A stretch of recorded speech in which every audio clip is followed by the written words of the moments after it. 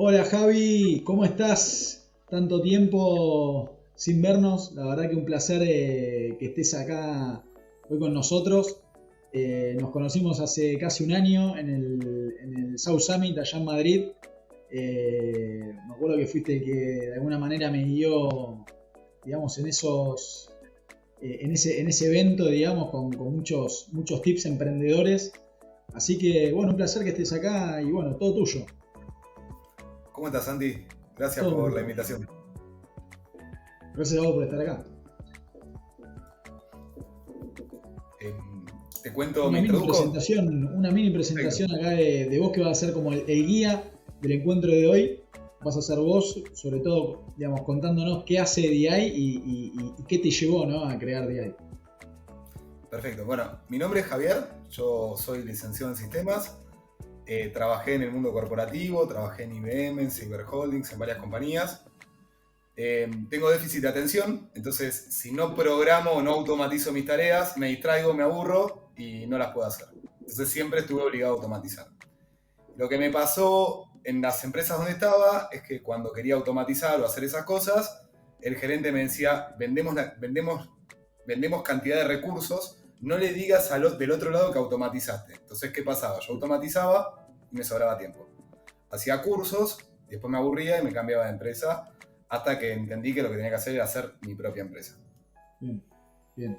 Y bueno, Bueno, DI es una empresa que lo que hace es automatizar procesos de negocio, especialmente automatizamos administración y operaciones que las empresas tienen hasta un 53% de posibilidades de automatizar. bueno, sí, me encanta sobre todo esto cuando, digamos, los emprendedores resolvemos problemas que tenemos y decimos, bueno, ¿cómo podemos resolver estas problemáticas, estos obstáculos si lo terminamos, digamos, transformando en un emprendimiento y resolviendo digamos, las necesidades de otras personas, empresas, ¿no? Y ahí, a ver, como para partir un poco de lo que era, ¿no? Quizá como para, antes de entrar en contexto lo actual y tendencias y demás, y todo lo que hoy estamos viendo a nivel de inteligencia artificial y todas las tecnologías exponenciales que estamos viendo, para ponernos un poco como en sincro con esto de lo que era hace 10 años, ¿no? Entendiendo que vos venís ya hace 15 años, digamos, haciendo automatizaciones y procesos y sistemáticas hace 10 años versus quizá lo que es ahora, ¿no? Pero primero para entrar lo que era quizá en el 2013, 2015, todo lo que tiene que ver con la propuesta de la hora actual, digamos, de automatizaciones. Y lo que pasa es que yo vengo de la parte tecnológica, entonces es como que el palo tecnológico viene ya siguiendo la tendencia hace rato, porque fíjate, yo por ejemplo en el 2007 ya trabajaba de manera remota para multinacionales. Pero en lo que era el paradigma organizacional por ahí, Sí. era esto de el jefe, decía el gerente o quien sea, tenía una idea, era imposible de refutarlo, el que estaba abajo tenía que cumplirla al pie de la letra, y si no te aburrías y te ibas. Entonces, creo que tiene que ver por ahí en parte con eso, por ahí vos que tenés una visión más desde lo Sí, sí, humano, la parte de talento, tenés alguna. de diseño. Sí, sí, la parte de los diseños organizacionales, ¿no? Quizá de lo que era antes, ¿no? Vinculado primero con la falta de digitalización, que quizá, o no sé cómo lo veías vos también en cuanto a hace 10 años atrás, la digitalización versus lo que es ahora, ¿cómo la veías vos? Y la digitalización, la verdad es que ahora falta todavía digitalizar un montón de cosas, pero las empresas grandes hoy están en su mayoría digitalizadas. Antes había mucho lo manual y que hoy, por suerte, eso fue desapareciendo. Y aparte, dependiendo del tipo de perfil, eso es frustrante también. O sea, el trabajo manual. Bueno, y ahí entramos un poco a esto también de cómo era visto también el talento, ¿no? O como también se lo llamaba hace quizás 10 años atrás y que hoy todavía también se lo sigue como usando como ese nombre del empleado, ¿no? Digamos, esta matriz de que el empleado hace quizá 10 años atrás, digamos, era considerado como un costo, digamos, en el estado contable. eh, y de alguna manera, digamos, su labor o su propuesta de valor, su aporte de valor a la organización era hacer tareas repetitivas y estandarizadas, ¿no? Como si fuese como en la primera o segunda revolución industrial de hacer tareas que no aporten un valor diferencial, digamos. Bueno, eso también tiene que ver con lo que dijiste antes, con el paradigma, porque si yo te digo a vos tenés que hacer esta tarea, hacela, no me interesa que tengas ninguna propuesta, vos tenés que hacer, no sé, cargar 1000 facturas. Claro. Entonces, ahí vos no vas a estar dando ningún valor. Y si yo te comparo con una máquina, vas a hacer exactamente igual. La máquina lo va a hacer más rápido por ahí que vos. O sea, tiene que ver con eso. Igual, para mí como hay que separar las dos cosas. Está el colaborador, en vez del empleado, el que da valor, el que por ahí propone una mejora, el que dice, pero pará, esto si en vez de hacerlo así lo hacemos de otra manera, vamos a aumentar la productividad, que es el que hay que escuchar. Hoy se lo escucha, hoy ya hay una escucha activa. Porque si no, no retenés el talento. Y después tenés el que sí, el que hace lo que tiene que hacer y que trabaja para no ser echado. Y ese que trabaja para no ser echado, con el tiempo es el que termina siendo reemplazado por la máquina. Porque trabajan para no ser echados, pero terminan siendo echados por eso. Ahí nos vamos a meter ahora en esto de lo que es, ¿no? O sea, entendiendo que era quizás hace 10, 15 años, lo que es hoy, digamos, después de una pandemia, digamos, y donde hubo una digitalización enorme también en ese sentido. Ahora, lo que también sigue sucediendo, ¿no? Así todo, en el contexto actual nos encontramos, digamos, con falta de digitalización, con cuestiones, digamos, de sobreinformación, o sea, también hay mucha información y mucho estímulo, resistencia al cambio, burnout, ¿no? Como algunos disparadores que nos lleven quizá a que nos puedas compartir algunas de las experiencias, digamos, que han tenido ustedes cuando se presentan, por ejemplo, este tipo de patrones, ¿no? En las organizaciones, y ustedes donde ahí brindan esta propuesta de valor de poder, digamos, automatizar procesos y operaciones para que justamente el talento no llegue a tener este tipo de consecuencias. A irse, claro. De ahí yo creo, por ahí, que la figura más importante, que es lo que tienen que entender las empresas y lo que tienen que destacar, es la del intraemprendedor. Y el intraemprendedor, sin ir más lejos, un estudio de Accenture, después te lo paso, pero demostró que las empresas que identifican a los intraemprendedores tienen un 60% más de posibilidades de crecer en ingresos que la competencia. Y esto es... Ahí para que la audiencia, los que no conocen lo que es un intraemprendedor, o sea, ¿cómo lo definís vos la figura, digamos, de un intraemprendedor dentro de una empresa de arriba de 100 colaboradores o, digamos, 200 colaboradores? ¿Cómo es esa figura, digamos? El intraemprendedor es como el emprendedor. La diferencia es que el intraemprendedor emprende dentro de la empresa. Entonces, si uno le lleva un proceso que no le parece que está bien, lo quiere cambiar. Y expone su visión y por qué quiere cambiarlo. Y es el que hay que escuchar. Que en lo que era, como hablábamos antes, nadie lo escuchaba y se iba. Y en lo que es o en lo que debería ser, hay que escucharlo. Y sigue yendo. Esa es sigue ese es el que da valor. ¿Cómo? Y sigue sucediendo, digamos, que no hay esa escucha quizá o no. Creo que aparte, no sé si es solo un tema de escucha, ¿no? Primero de decir, bueno, hay personas que se los conoce como intraemprendedores, ¿no? Que es el paradigma también actual.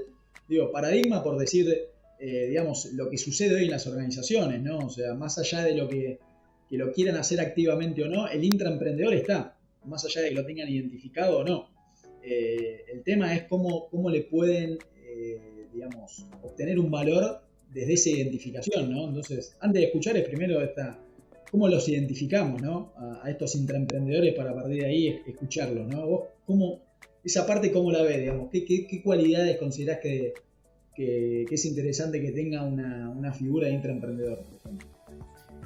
Yo creo que el intraemprendedor es un poco desafiante de lo que hay que hacer. O sea, si algo no le cierra, lo va a decir y va a tener siempre propuestas. Entonces, es lo primero. O sea, no quiero hacer esto. ¿Por qué? Porque me parece que sería mejor, no quiero cargar facturas, porque me parece que sería mejor automatizar la carga. Estuve averiguando y con esta empresa se podría hacer y podría ahorrar tanta plata o liberarme todo este tiempo para poder dedicarme, no sé, a poner un chatbot que atienda 24/7 porque tenemos quejas por no estar dando buena atención al cliente. Ahí tenés un emprendedor. Sí. Entonces te identifica todo y hasta te están mirando el costo. Claro. Ahora, ¿qué es lo que pasa en el emprendedor? No lo escuchás. Yo te contraté para que cargue facturas. Listo, a los 6 meses se fue, con suerte. Bueno, ahí es interesante porque aparece este fenómeno, ¿no? de la gran renuncia o la renuncia silenciosa, digamos, que empezó también con el tema de la pandemia, ¿no? Todos laburar remotos, de alguna manera, digamos, el trabajo remoto habilitó también a tener más oportunidades o fuentes de ingreso, digamos, alternativas. Y de alguna manera hoy es como que el colaborador, ¿no? Tiene como mucho más poder, por decir de alguna manera, ¿no? O sea, teniendo a su alcance, digamos, de poder trabajar de cualquier parte del mundo. Y eso también generó esta renuncia masiva, digamos, de muchos empleados y algunos que quizás se quedan laburando, pero no le ponen, hoy laburando remoto, digamos, es muy complicado también esto de esa gestión de control. Entonces, terminan como trabajando ahí, algunas horas y después no es que se desempeñan según la capacidad operativa que tiene medida la empresa. Termina sucediendo un poco eso, ¿no? O sea, la desmotivación, digamos. Yo creo que lo de la Big Quit, de la gran renuncia, creo que tuvo como, si no me equivoco, vos seguro conoces más del tema, creo que lo principal fue esto del trabajo remoto. O sea, la gente que en el medio se dio cuenta de que podía hacer el mismo trabajo desde la casa que desde la oficina, y cuando le decían volver a la oficina, no quiero volver. Claro. O sea, por ejemplo, yo te tengo, sos un empleado administrativo. ¿Qué diferencia hay si estás en la oficina o si estás en tu casa? Sí. Si es atención al cliente, que creo que por eso fue la más afectada. Si es atención al cliente, hotelería, restaurante, ahí se entiende, porque no necesitas sí o sí atender a la persona cara a cara. Ahora, si no lo es, ya también termina siendo un capricho de la empresa, porque la empresa dice, tengo este edificio y lo quiero tener lleno. Bueno, pero la gente no quiere. La gente no quiere ir y va a cambiar un trabajo que le permita no ir. Es que es interesante como cuando se empieza a encontrar la causa raíz, ¿no? Vos decís, bueno, está bien, tenemos al talento y lo hacemos trabajar de forma presencial. ¿Y por qué? ¿No? O sea, nos preguntamos 5 veces por qué, terminamos cayendo un poco o teniendo una reflexión en torno a, bueno, pues este edificio lo tengo que tener lleno. Donde claro. Quizá, bueno, pensando también fuera de la caja, automatizando procesos y demás, teniendo más tiempo, que de alguna manera es el único recurso limitado que hoy tenemos, porque es el único recurso limitado que existe hoy, digamos, al tener más tiempo, ese tiempo se lo puedes destinar a cuestiones donde pongas a disposición la creatividad, ¿no? Y la creatividad a veces se trabaja, ¿no? Desde, no de cuánto tiempo ejecutás o cuánto tiempo, digamos, trabajás específicamente, sino también de este ejercicio como de estrés y de descanso, ¿no? Muchas veces la creatividad o la idea nueva, esto de pensar fuera de la caja y demás, aparece cuando estás descansando. Digamos, estás pasándola bien, ¿no? Entonces, bueno, qué interesante esto, ¿no? De poder automatizar procesos, digamos, trabajo de tareas estandarizadas, repetitivas, y pasar quizá a un modelo más de hagamos objetivos, pensemos fuera de la caja, tenemos más tiempo, ¿en qué lo utilizamos, no? ¿Cómo motivamos a las personas? Uno de los temas por los que renuncian los intraemprendedores, además de porque no los escucha o porque no se los aprecia, es por las tareas repetitivas.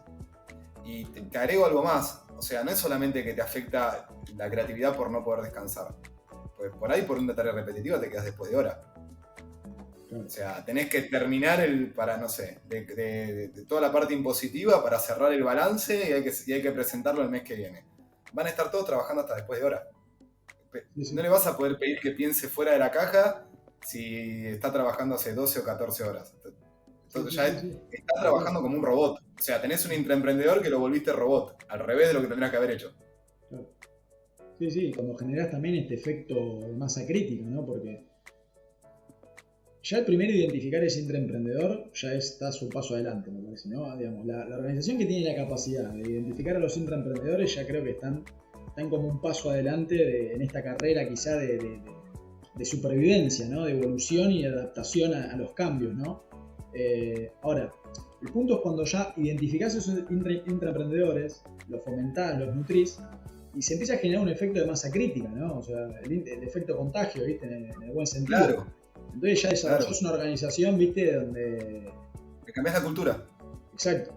El tema es, bueno, está bueno siempre, me parece, entender, digamos, no sé si el propósito, sino cuál es el objetivo, ¿no? Y si el objetivo es obtener un crecimiento sostenible, rentable, digamos, poder adaptarse continuamente y demás, creo que si como organización no estás continuamente adaptándote y tomando, digamos, lo que de alguna manera nos da esta variable tiempo, quizá por decir de alguna manera, se está perdiendo alguna oportunidad. Aparte te agrego algo, más allá del intraemprendedor. Hay un estudio de Gallup que lo que dice es que el 76% de los empleados sufrieron alguna vez un burnout por hacer tareas repetitivas. Y reemplaza, o sea, si alguien tiene un burnout, lo más probable es que... El síndrome del quemado, digamos. De tanto laburo se te cruzan los cables y se tapa la tele. Y empezás a buscar trabajo. Y te vas. Eso a la compañía, porque hablemoslo si queremos del dato duro y del costo del empleado. En costo, reemplazar a un empleado cuesta entre el 50 y el 60%. Entonces, es un dato ese también. Del salario.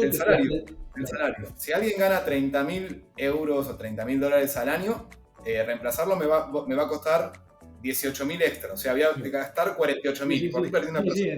No solamente el valor que perdí, pierdo plata. Sí, entre la búsqueda, el recruiting, el onboarding, la capacitación, el proceso que dura de 3 a 4 meses, ahí ya tenés un costo enorme. Entonces, si no lo queremos ver de lo humano, hay que verlo de los números. O sea, no es negocio por ningún lado que la gente tenga burnout o se queme por hacer ese tipo de tareas. Sí, es que...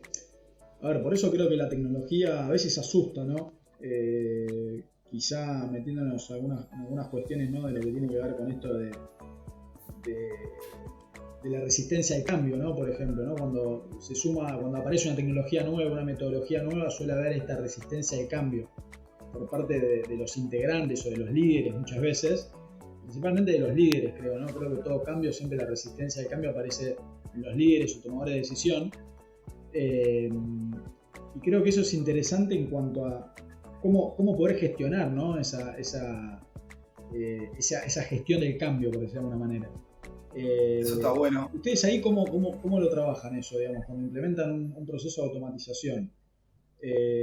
Como ese soft landing de la herramienta, ese onboarding, digamos. ¿Cómo lo trabajan?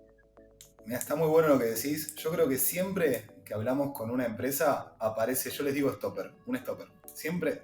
Okay. No me acuerdo ninguna empresa donde no haya aparecido uno. Lo reconoces muy fácil. Okay.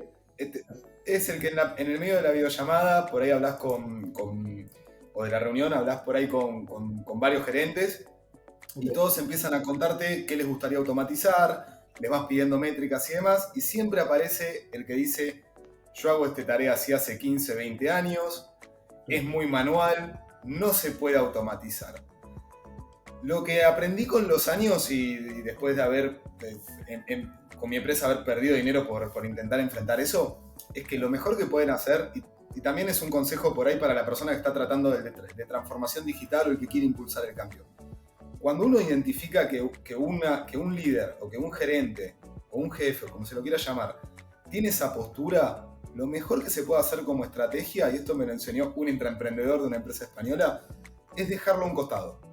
Y que los resultados al final hablen por sí solos. Entonces, si yo le llevo transformación digital a 5 áreas de la compañía y automatizo 5 áreas y dejo una al costado, a fin de año todos van a estar explicando qué beneficios tuvieron, cómo lo hicieron, y el stopper, o el que no quería, el tenía resistencia al cambio, va a tener que explicar por qué no lo hizo. Y el otro año va a estar más abierto a hacerlo. Es que es interesante este factor donde, de alguna manera, siempre el poder comenzar por esta masa crítica, digamos, y que esa masa crítica atraiga a estos early adopters, por decir de alguna manera, es decir, que se sumen como embajadores con estos intraemprendedores y que hagan como ellos mismos la gestión del cambio, ¿no? Entonces, claro, de alguna manera lo que se genera es cómo seleccionamos, por ejemplo, de estos tomadores de decisión o estos líderes, cómo seleccionamos esa masa crítica, para que de alguna manera, digamos, ellos sean quienes lleven adelante la gestión del cambio, ¿no? Porque obviamente un colaborador va a confiar mucho más en un colaborador, en un compañero, que en un líder, ¿no? En un jefe, muchas veces. Entonces ahí siempre es interesante poder seleccionar como, digamos, de X cantidad de personas de un área, por ejemplo, ¿no? En un área de conciliaciones, por ejemplo, de administración, finanzas, donde están este tipo de tareas repetitivas, de alguna manera, supongamos que son, por ejemplo, no sé, unas 15 o 20 personas. ¿Cuánto suele trabajar, por ejemplo, en el caso de los clientes que tienen ustedes, en un área, por ejemplo, de conciliación de facturas, administrativo y demás? ¿Qué cantidad de personas suelen tener? ¿Cuántas cantidad de personas? Mirá, generalmente depende mucho del tamaño de la empresa, pero puede ser entre 5 y 20 personas, y también el periodo del mes. Okay. Y lo que se reduce es el tiempo a la mitad. Entonces, libero el tiempo de 10 personas. ¿Pero qué hago con eso? Hasta ahora, desde que nosotros trabajamos, no se echó nunca nadie de ninguna compañía, y es importante aclarar esto. Sí se liberó tiempo. La gente no se queda más después de hora, y se libera para que, por ejemplo, la gente contable que estudió en la universidad y por ahí es contador, los tenés haciendo más tareas de robot, ¿no? Que se estén fijando cómo reducir impuestos, cómo no perder dinero con eso, que le hagan ingeniería financiera. Eso es lo que tienen que hacer.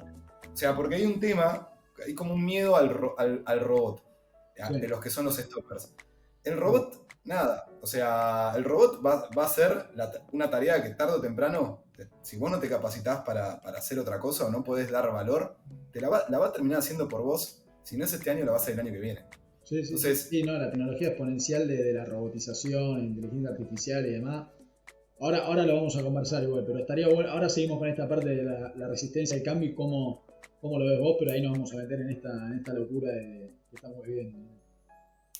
Sí, pero también es, porque van de la mano, también es esto de que hoy estamos en un estadio que es más inteligencia aumentada. O sea, yo tengo algo que me libera eso porque empieza a ser la parte que yo hacía manual, pero yo empiezo a tener tiempo para estar, por ejemplo, analizando la información por Power BI, y puedo estar tomando mejores decisiones, o puedo estar tomando mis impuestos que los mandan. Que sucede a veces que los mandan. Más el pensamiento estratégico, la creatividad y el pensar fuera de la caja, ¿no? O sea, ¿cómo hacemos para optimizar tal cuestión y tener esta reingeniería, digamos, financiera y poder optimizar un X%, ¿no? Con una ingeniería financiera por ahí se gana o dejan de perderse muchísimos ingresos y se hace mucho más rentable la compañía. Pero nadie tiene tiempo porque, de vuelta, están corriendo para cerrar por ahí el balance. Es algo que lo vimos un montón y lo vemos un montón de veces. Bueno, Javi, me encanta esto que estamos conversando ahora como para meternos en la recta final. Estuvimos charlando de varios temas: resistencia al cambio, burnout, el fenómeno de la gran renuncia, y un poco yendo a esto de lo que podría ser, ¿no? Hablamos de los intraemprendedores, del compromiso. Digamos, ¿cómo te imaginás los próximos años, digamos, toda esta parte de talento, creatividad, intraemprendedores? O sea, ¿cómo te imaginás esto que recién arranca, ¿no? Porque el concepto de intraemprendedor digamos, no es muy antiguo, digamos, y creo que es como esta reinvención, ¿no? que de alguna manera se están haciendo. Estaría bueno que hagan las organizaciones quizá más grandes, donde también se tienen que transformar, ¿no? O sea, estamos en un mundo diferente. ¿Cómo te imaginás vos todo este movimiento, digamos, en los próximos años? Y ya de a poquito se va viendo que las figuras estas empiezan a tomar más peso, se los empiezan a reconocer, y también lo que necesita el intraemprendedor es fuerza de los C-levels. Porque cuando se lo identifica, si yo me encuentro con un stopper, no hay problema. Ahora, si tengo que hablar con 4 gerencias y 2 o 3 son stoppers, no voy a poder avanzar y ahí me voy a frustrar también. Entonces lo que necesita es mucho empuje con lo que es la gerencia. Y con los colaboradores con los que trabajan, cuando yo voy a implementar, es importante también, una automatización, hay que llevarlo con ellos desde el día 1. Por ejemplo, si vos haces una tarea, no sé, de conciliar bancos. Santi, vamos a automatizar esta tarea, mostranos cómo la haces hoy. Bueno, ¿qué te parece si la haríamos de esta manera? Y vos te vas incorporando y empezás a hacer parte hasta que el robot, por decirlo de alguna manera, o la inteligencia artificial, trabaja con vos, es como un compañero más. Porque el otro error que hay, porque nunca hay que menospreciar al poder marginal, al que viene desde abajo, es decirle, bueno, a partir del mes que viene esto se hace así. No, perdiste. Porque vas a tener 2 problemas. Te lo van a boicotear por miedo. Y segundo, que no vas a saber bien qué es lo que tiene que hacer el robot porque no le preguntaste al que lo hacía. Entonces, son esas 2 cosas. para mí. O sea, darle la fuerza de empuje para, che, tal no me contesta, me podés ayudar con tal. Eso tiene que ser de C-level hacia abajo, y desde colaboradores es buena comunicación. Explicar Sí, bien qué se está haciendo, para es una qué, magia. y Es toda una gestión que justamente ahí donde aparecen también esto de habilidades blandas, meta totalmente. habilidades, ¿no? De donde justamente creo que la tecnología viene a acompañarnos en este proceso, donde nos apoyamos en, ahora vamos a meternos un poco quizá en esto de la inteligencia artificial, los últimos minutos, que nos cuentes un poco también de tener tu visión. Ahora es interesante, digamos, esta parte de habilidades blandas o meta habilidades, toda esta parte de onboarding, de gestión del cambio, eh, digamos, para implementar una tecnología nueva, tiene mucho, digamos, de habilidades quizá digamos, que la tecnología hoy es muy complejo que pueda replicar, ¿no? Por ejemplo, ¿no? Tener este pensamiento crítico de decir, bueno, pará, ¿con quién arrancamos? ¿De qué manera? Digamos, estas sutilezas que quizá uno lo puede hasta saber hasta intuitivamente, quizá, ya cuando está hace un tiempo haciéndolo. Entonces me parece interesante ahí eh, cómo ves vos y cómo te imaginás, digamos, también próximos meses, años, la inteligencia artificial, ¿no? Como tecnología exponencial. ¿Cómo lo estás viendo hoy primero? Lo que hoy ya está sucediendo y cómo te lo imaginás para próximos años. Mirá, hoy lo que veo, o sea, lo que está pasando con esto y lo que va a pasar es que cada vez vamos a estar más desrobotizados. Por suerte. Porque es una estupidez querer competir contra un robot, y nadie va a ser nunca feliz compitiendo contra un robot y nunca va a poder ganarle. Como querer competir haciendo cálculos a la calculadora, ¿no? Sí, O sea, sí, es sí, una sí. batalla perdida. Sí, sí, sí. Entonces, veo el trabajo cada vez más desrobotizado, y hoy lo que ya hay en la actualidad es esto de automatizar, de imitar el comportamiento. Esto es asequible para cualquier compañía de cualquier tamaño. Es imitar el comportamiento para hacer tareas que haría una persona en piloto automático, como el pajarito de Homero, para que vean Sí, los sí, sí, Simpsons. sí. Sí, sí. Eso ya está desapareciendo hoy. Lo Claro. que va a pasar próximo, por ahí ya en un año, es Mm. que nosotros ya estamos haciendo pruebas y ya funciona perfecto. Es, por ejemplo, pasarle un documento entero a una inteligencia artificial y que te haga un análisis legal y te diga qué cláusula le parece que no está bien. Claro. Y no es que te reemplaza al abogado, pero da otra opinión.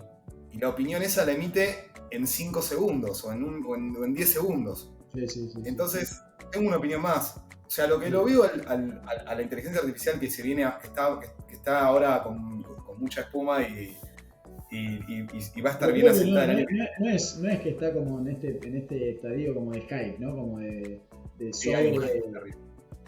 ¿Vos cómo lo ves? Porque creo que eso fue más hace unos años. Yo creo que ahora está como ya está resolviendo problemáticas concretas, reales. ¿Vos cómo lo ves esa parte?